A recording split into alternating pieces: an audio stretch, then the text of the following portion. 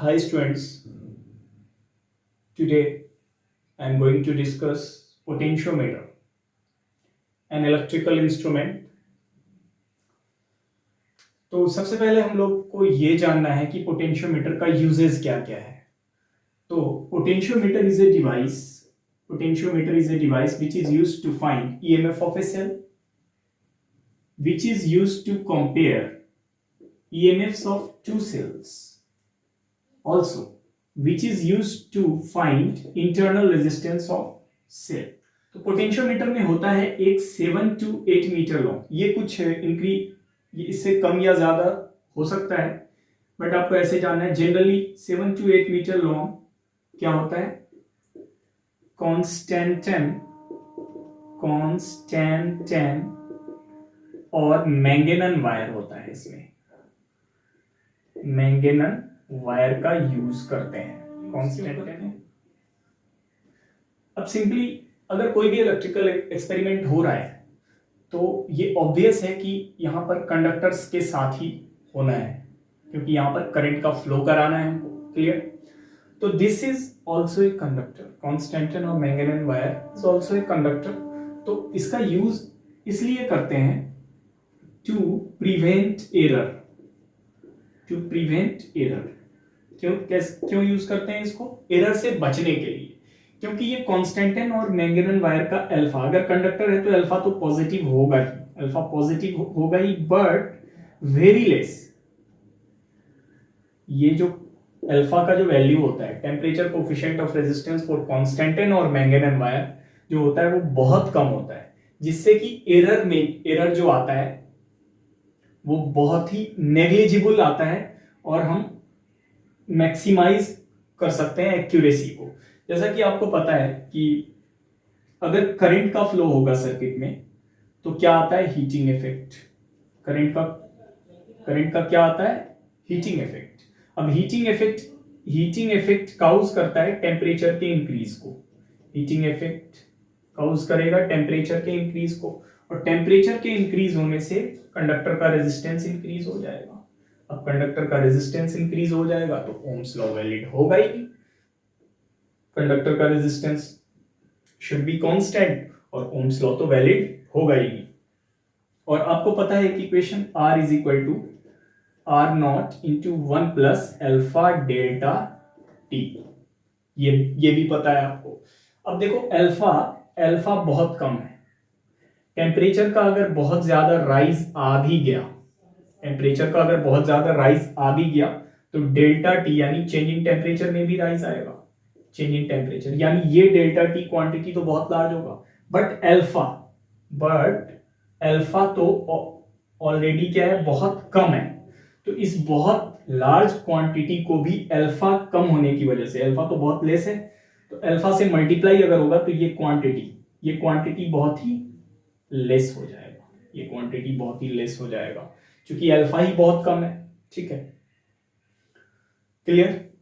तो अल्फा के बहुत कम होने की वजह से टेम्परेचर का अगर आप सिग्निफिकेंट राइज भी कर देना तो alpha into delta T quantity में जो राइज आएगा वो बहुत ज्यादा नहीं आएगा.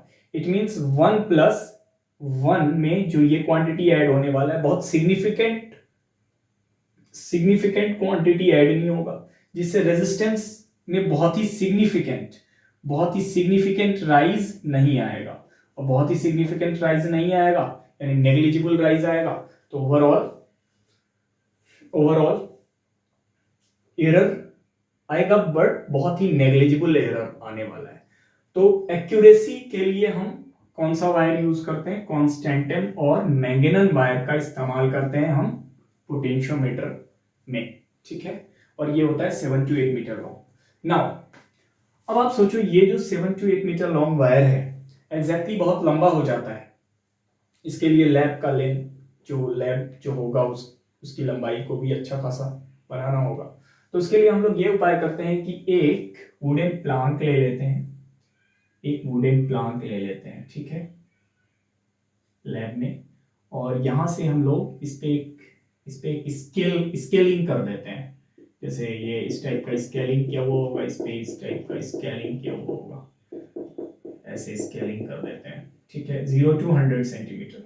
0 to 100 सेंटीमीटर, यानी 1 मीटर लॉन्ग एक वुडन प्लांक लेंगे और उस पे इस 7 to 8 मीटर लॉन्ग वायर को 1 मीटर के सेगमेंट में 1 मीटर के सेगमेंट में कट करके सजा देंगे ऐसे, 1 मीटर के सेगमेंट में कट कर करके ऐसे सजा देंगे हम लोग, ठीक है, ऐसे सजा देंगे,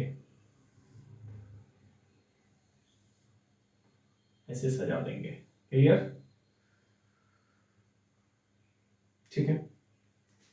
अब आप इसको ऐसे 1 मीटर के सेगमेंट में सजा दोगे वायर्स को, और इसको कनेक्ट भी तो करना होगा आपको, तो आप क्या करो, यहां पर एक ब्रास स्ट्रिप ले लो, तो यहां से कनेक्ट हो गया ये, यहां से यहां पर भी एक ब्रास स्ट्रिप से कनेक्ट कर दो, यहां पर भी, this is brass strip of very less resistance, this is the brass strip of very less resistance.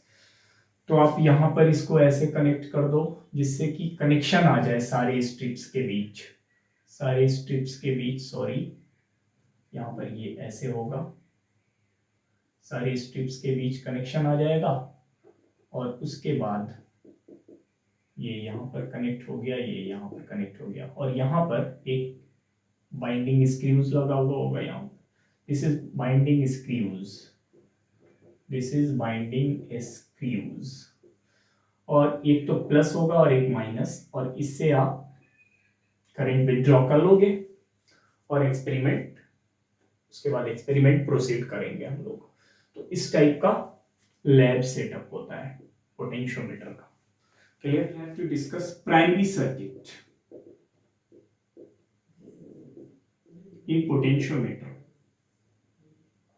Primary circuit in potentiometer. तब तक जो हमने जाना वो लैब अरेंजमेंट था पोटेंशियोमीटर का।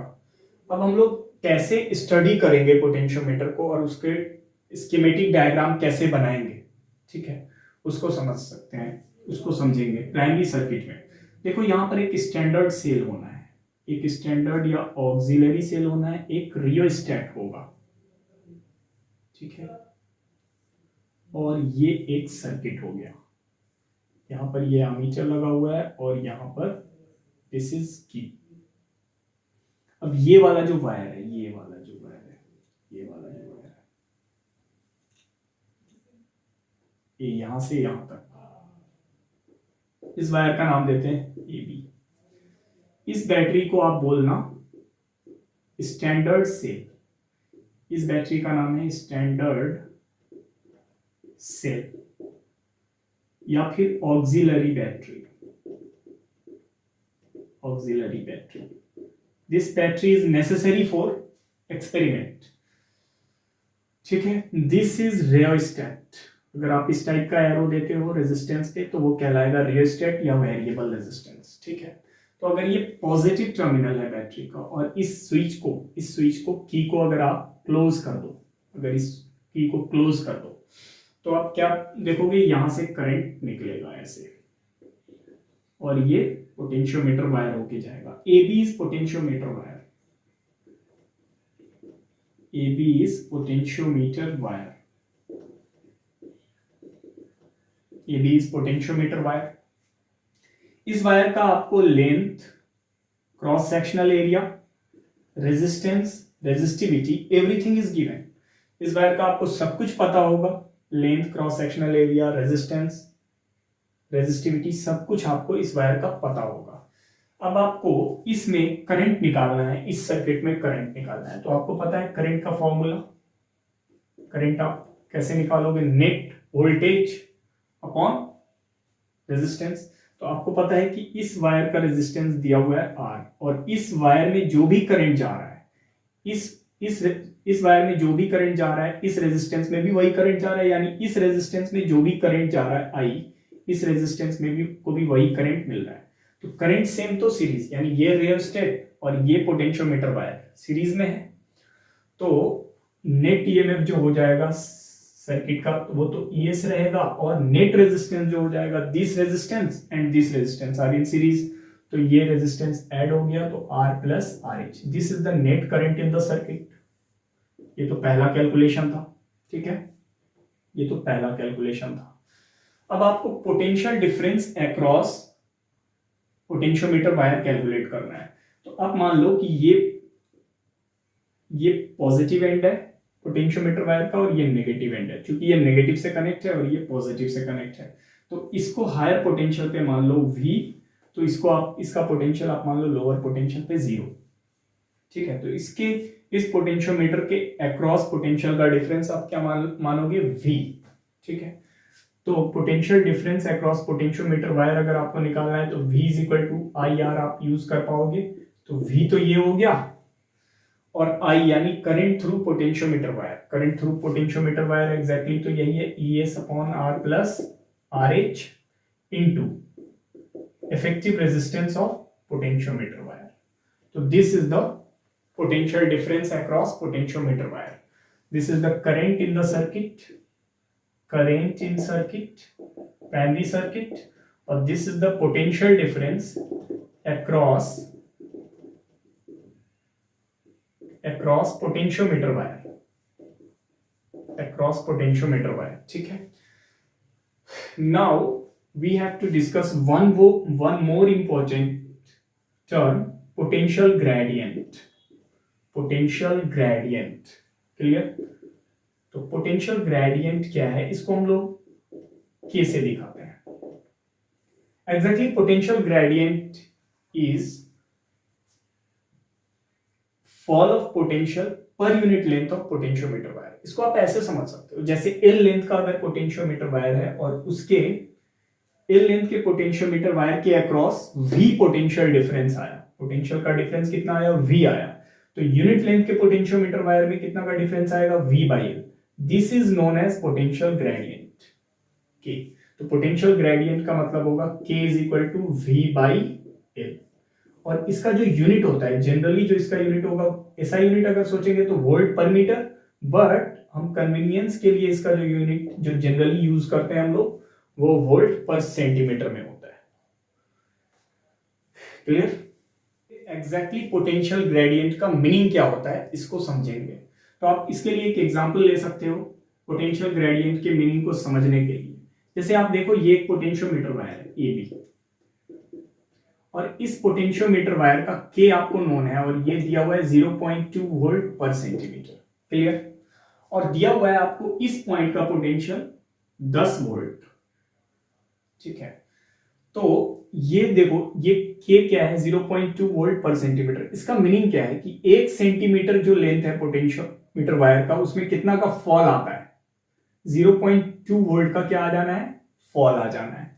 यानी अगर इस सेगमेंट से, अगर ये पॉजिटिव एंड है और ये नेगेटिव एंड है, तो इस पॉइंट से अगर आप इधर प्रोसीड करना तो 1 सेंटीमीटर में 0.2 वोल्ट का फॉल आएगा। ठीक है, तो 10 सेंटीमीटर में कितने का फॉल आ जाएगा। अगर मान लो इधर आप 10 सेंटीमीटर गए इस पॉइंट पर, P पॉइंट पर, और 10 सेंटीमीटर आगे चले गए, तो 0.2 वोल्ट 0.2 वोल्ट 0.2 वोल्ट। 1 सेंटीमीटर में अगर 0.2 वोल्ट का फॉल आ रहा है तो 10 सेंटीमीटर में तो 2 वोल्ट का फॉल आ जाएगा, और इस पॉइंट का पोटेंशियल हो जाएगा 8 वोल्ट। ठीक है, उसी तरह 10 सेंटीमीटर और आगे जाओगे, अगर आप Q पॉइंट पर अगर आप आगे जाओगे, तो ये तो यहां से यहां तक तो 10 सेंटीमीटर था, अब ये 10 सेंटीमीटर और ऐड हो गया इसमें यहां से यहां तक, तो 2 वोल्ट का और फॉल आएगा, और ये वाला पॉइंट कितने पे हो जाएगा, 6 वोल्ट का। तो ओवरऑल आप देख रहे हो कि 10 सेंटीमीटर में तो 2 वोल्ट का फॉल आया, और 20 सेंटीमीटर में कितने का फॉल आया, 20 सेंटीमीटर में 4 वोल्ट का फॉल आया। अब इस 2 वोल्ट के फॉल को आप कैसे कैलकुलेट करते हो, 0.2 इंटू 10।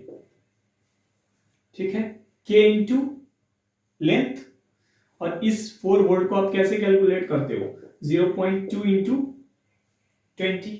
तो ये 0.2 इंटू 20 आ गया, 0.2 इंटू 10 ये वाला 2 वोल्ट का फॉल आ गया।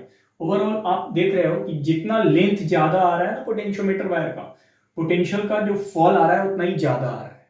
तो ओवरऑल हम ये कह सकते हैं कि V जो पोटेंशियल का जो फॉल है वो K इंटू, अगर आप x डिस्टेंस पे कोई पॉइंट लो, यहां से x डिस्टेंस पे, यहां से x डिस्टेंस पे कोई पॉइंट लो R, तो इस पॉइंट के बीच का जो पोटेंशियल डिफरेंस आ जाएगा वो आ जाएगा V is equal to K into x।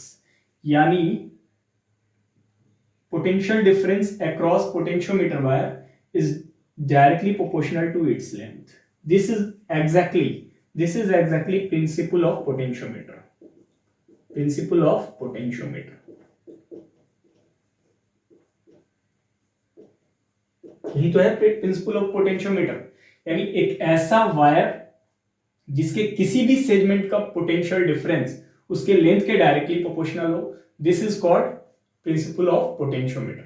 यहां पर हम लोग प्रिंसिपल ऑफ पोटेंशियोमीटर भी समझ गए और के यानी पोटेंशियल ग्रेडियंट का मीनिंग भी क्लियर हो गया। क्लियर है?